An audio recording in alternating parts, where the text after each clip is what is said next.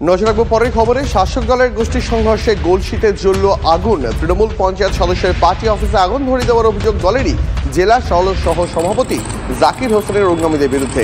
পোতনা পুরসা গ্রাম পঞ্চায়েতের সদস্য শেখ গোলাম মোর্তাজা ওরফে লালনের অভিযোগ, জাকির হোসেনের এক অনুগামী বিনা অনুমতিতে পঞ্চায়েতের গাছ কেটে নেয়। গাছ কাটার প্রতিবাদ জানানো হয় এবং পঞ্চায়েতের পক্ষ থেকে বন দপ্তরে অভিযোগও জানানো হয়। অভিযোগ জানানো হয় জাকির হোসেনের অনুগামীরা পার্টি অফিসে আগুন ধরিয়ে দিয়েছে অভিযোগ এমনটাই, যদিও অভিযোগ অস্বীকার করেছেন পূর্ব বর্ধমান জেলা তৃণমূল কংগ্রেসের সভাপতি তথা গলসি ১ নম্বর প্রাক্তন ব্লক সভাপতি জাকির হোসেন। তার পাল্টা অভিযোগ, কোনো গাছ কাটা হয়নি। অভিযুক্ত ভেঙে পড়া কিছু গাছের ডাল নিয়ে যাওয়ায় তাকে মারধর করে গোলাম মোর্তাজার লোকজন।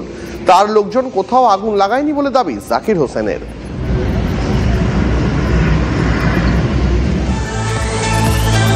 নজর রাখবো পরের খবরে। পারিবারিক বিবাদে উত্তপ্ত ক্যানিং, দুই পরিবারের মারামারিতে জখম অন্তত 10। গতকাল ক্যানিং এর গোপালপুর পঞ্চায়েতের দক্ষিণ পাঙ্গাসখালী গ্রামে উত্তেজনা। সম্পত্তি নিয়ে দীর্ঘদিন ধরেই ঝামেলা চলছিল দুই পরিবারের, জানিয়েছেন গ্রামের বাসিন্দারা। এবার নতুন মিটার বসানো নিয়ে শুরু হয় গন্ডগোল। লাঠি রড নিয়ে একে অপরের উপর চড়া হয় দুই পক্ষই। এই মুহূর্তে আমাদের সঙ্গে রয়েছেন সহকর্মী অভিজ্ঞান। ঠিক কি ঘটেছে, কি অভিযোগ, পুলিশের কি পক্ষ থেকে এখনো পর্যন্ত কি পদক্ষেপ করা হয়েছে? জানিয়ে রাখি যে গন্ডগোলের যেটা সূত্রপাত সেটা হচ্ছে নতুন মিটার, বিদ্যুতের মিটার বসানো নিয়ে, এবং এই গন্ডগোলটা হয়েছে ক্যানিং থানার অন্তর্গত গোপালপুর গ্রাম পঞ্চায়েতের দক্ষিণ পাঙ্গাসখালী গ্রামে, এবং এখানে দুই পরিবারের মধ্যে এই নতুন মিটার কোথায় বসানো হবে সেটা নিয়ে বিবাদ, এবং সেই বিবাদকে কেন্দ্র করে ব্যাপক মারামারি হয় এবং সেই ঘটনায় 10 জন আহত হয়েছে এবং তাদেরকে রাতেই চিকিৎসার জন্য আহত 10 জনকে ক্যানিং মহকুমা হাসপাতালে নিয়ে আসা হয়েছে। এবং দুই পক্ষই অর্থাৎ দুই পরিবার দুজনই কিন্তু তারা কিন্তু উভয় একে অপরের বিরুদ্ধে তারা মারধরের তারা অভিযোগ দায়ের করেছে এবং ইতিমধ্যে এই ঘটনার পুলিশ তদন্ত শুরু করেছে, যদি এখনো পর্যন্ত কাউকে গ্রেফতার করতে পারেনি। বেশ, অনেক ধন্যবাদ তোমাকে অভিজ্ঞান।